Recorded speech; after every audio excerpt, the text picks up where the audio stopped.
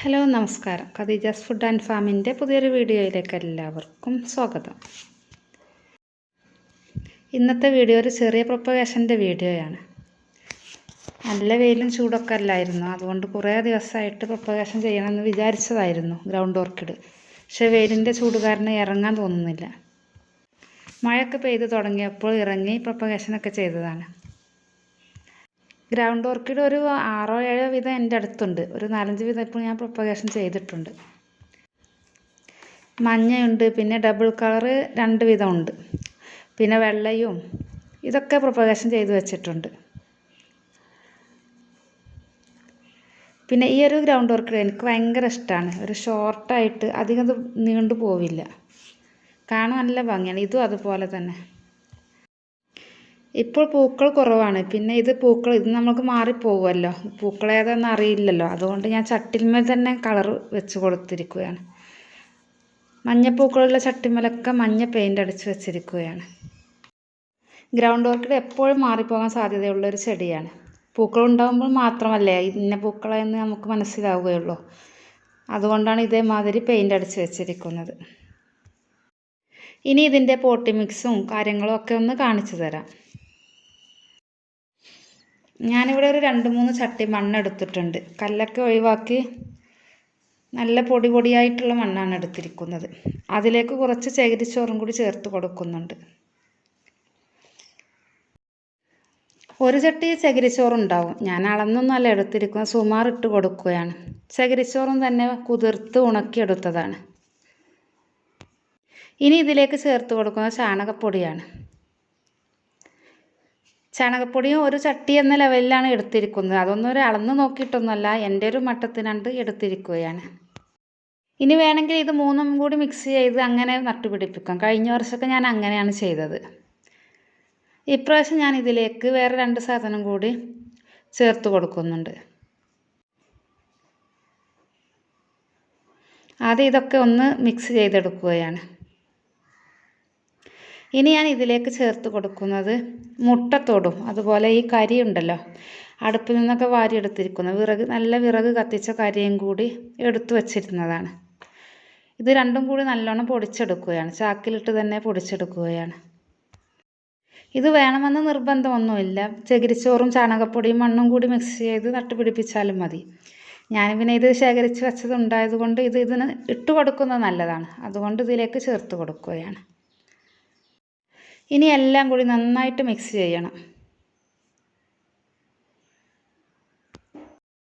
ഞാനിപ്പോൾ ഇത് പോട്ട് നിറക്കാനും തൈകൾ പിടിപ്പിക്കാനും എല്ലാം കൂടിയാണ് മിക്സ് ചെയ്യുന്നത്. 2-3 പോട്ട് നിറക്കാനുണ്ട്, പിന്നെ തൈകൾ വെക്കാനുണ്ട്. അതിനെല്ലാത്തിനും കൂടിയാണ് ഇത് മിക്സ് ചെയ്തെടുത്തിരിക്കുന്നത്. തൈയൊക്കെ ഒന്ന് പിരിച്ചെടുക്കണം. മഞ്ഞക്ക് ചില പോട്ടിലൊക്കെ നല്ലോണം തൈകളുണ്ട്, ചില പോട്ടിൽ തൈകൾ കുറവാണ്. 4-5 തൈകളൊക്കെ ഉള്ളൂ.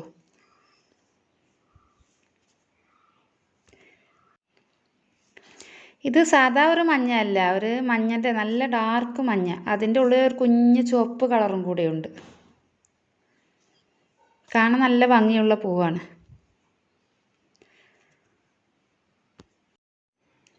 ഈ പോട്ട് മിക്സ് കണ്ടില്ല, ഇപ്പോൾ നല്ല ഇളക്കമുള്ള മണ്ണാണ്. പിന്നെ വേരൊക്കെ നല്ലോണം നിറഞ്ഞു വന്നിട്ടുണ്ട്. ഇതൊക്കെ പതുക്കെ കട്ട് ചെയ്തെടുത്ത് വേണം ഓരോ ചെടിയും വേർതിരിച്ചെടുക്കാൻ. ആദ്യം മണ്ണൊക്കെ ഇതുപോലെ ഒന്ന് കുടഞ്ഞ് മാറ്റുക. ഇതിൽ വേറെ ചെടിയൊക്കെ മുളച്ചിട്ടുണ്ട്. നിത്യകല്യാണി എവിടെ വീണാലും അവിടെ മുളച്ചിരിക്കും.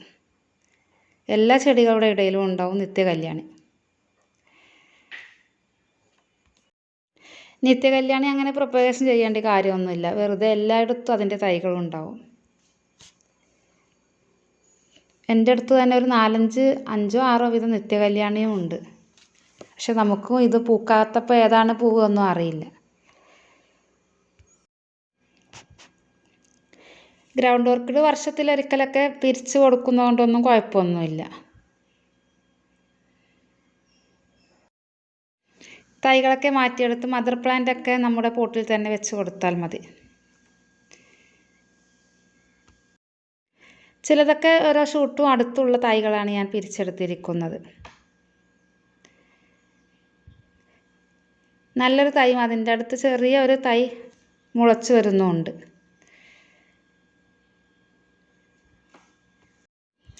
ഇതുപോലെ ഓരോന്നോരോന്നും വേർതിരിച്ചെടുക്കുകയാണ്. ഇതൊരു മദർ പ്ലാന്റ് ആണ്. ഇത് ഞാൻ പോട്ടിലേക്ക് വെക്കാൻ വേണ്ടി വെച്ചിരിക്കുകയാണ്.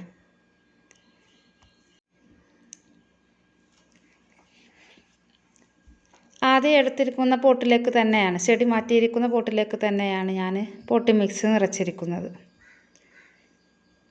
അതേതായാലും പെയിൻ്റൊക്കെ അടിച്ച് വെച്ച ചട്ടിയാണല്ലോ, അതിലേക്ക് തന്നെ ചെടികൾ വെച്ച് കൊടുക്കുകയാണ്.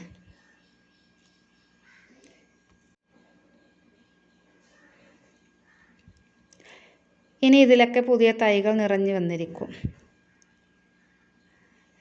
ഞാനിത് മഴ കൊള്ളുന്നിടത്ത് തന്നെയാണ് വെച്ചിരിക്കുന്നത്. അത്യാവശ്യം വെയിലും മഴയും ഒക്കെ കൊള്ളുന്ന സ്ഥലത്ത് തന്നെയാണ്.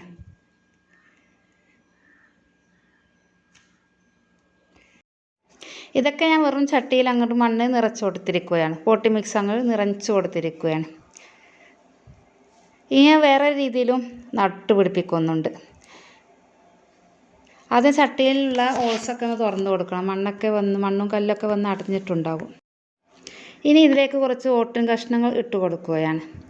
ഇതൊക്കെ വേണമെന്നുണ്ടെങ്കിൽ ഇട്ട് കൊടുത്താൽ മതി. ഓട്ടും കഷ്ണം ഇടാതെയും നട്ടു പിടിപ്പിക്കാം. ഞാൻ 2 രീതിയിലും പിടിപ്പിച്ചിട്ടുണ്ട്.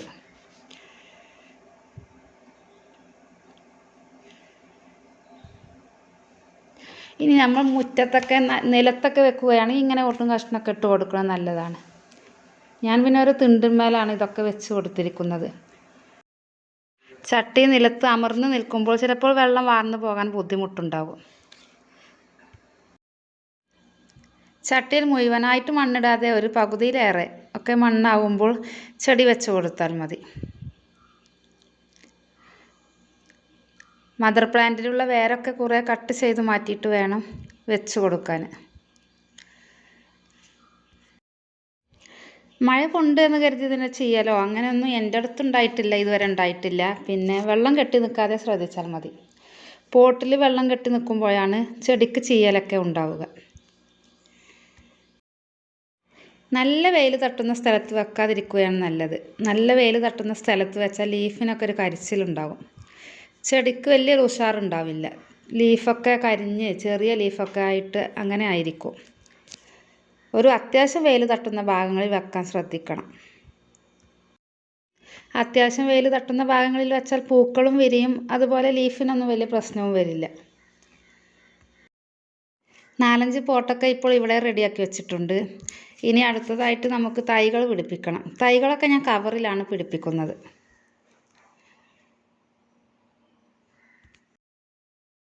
കവറിലും കുറച്ച് ഭാഗം മണ്ണൊക്കെ ഇട്ട് കൊടുത്ത് തൈ വെച്ച് കൊടുത്താൽ മതി.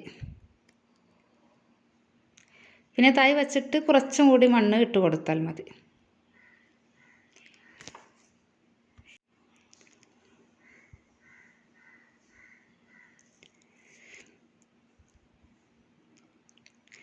ഈ മഞ്ഞ ഗ്രൗണ്ട് ഓർക്കിഡിൻ്റെ തൈകളൊക്കെ ഞാൻ കറുപ്പ് കവറിലാണ് വെച്ച് കൊടുക്കുന്നത്. ഇനി കവറിലും അതുപോലെ ഞാൻ പെയിൻ്റ് അടിക്കുന്നുണ്ട്.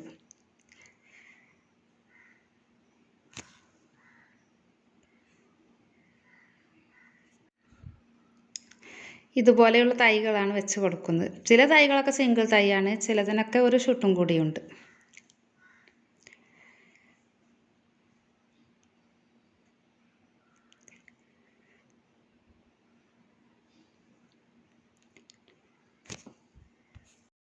നമ്മൾ ഒന്നായിട്ട് കൂട്ടായി വെക്കുമ്പോൾ എങ്ങനെയായാലും ചെടി മാറിപ്പോകാൻ സാധ്യതയുണ്ട്. കവറിൽ ഇതേപോലെ എന്തെങ്കിലും അടയാളമൊക്കെ വെച്ചാൽ നമുക്ക് പെട്ടെന്ന് മനസ്സിലാകും.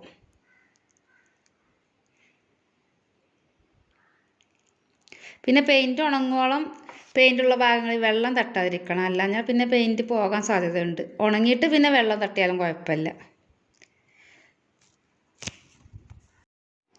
ഇങ്ങനെ ഓരോ കവറിലും പെയിൻ്റ് അടിച്ച് വെച്ചിരിക്കുകയാണ്. മഞ്ഞൊക്കെ ഇതുപോലെ കറുപ്പ് കവറിലാക്കിയാണ് പെയിൻ്റ് അടിച്ച് വെച്ചിരിക്കുന്നത്. പിന്നെ ഓറഞ്ച് കവറിലും വെച്ചിട്ടുണ്ട്. ഓറഞ്ച് കവറിൽ വേറെ ചെടിയാണ് വെച്ചിരിക്കുന്നത്. ഈ തൈകളൊക്കെ ഇപ്പോൾ പിരിച്ചു വെച്ചതാണ്.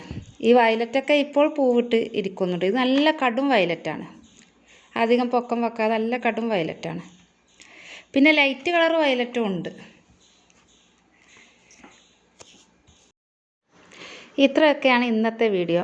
ഈ വീഡിയോ ഇഷ്ടപ്പെട്ടിട്ടുണ്ടെങ്കിൽ ലൈക്ക് ചെയ്യാനും ഷെയർ ചെയ്യാനും അതുപോലെ ഞങ്ങളുടെ ഈ ചാനൽ ഇതുവരെയും നിങ്ങൾ സബ്സ്ക്രൈബ് ചെയ്തിട്ടില്ലെങ്കിൽ സബ്സ്ക്രൈബ് ചെയ്യാനും ഒന്നും മറക്കരുതേ. Thank you.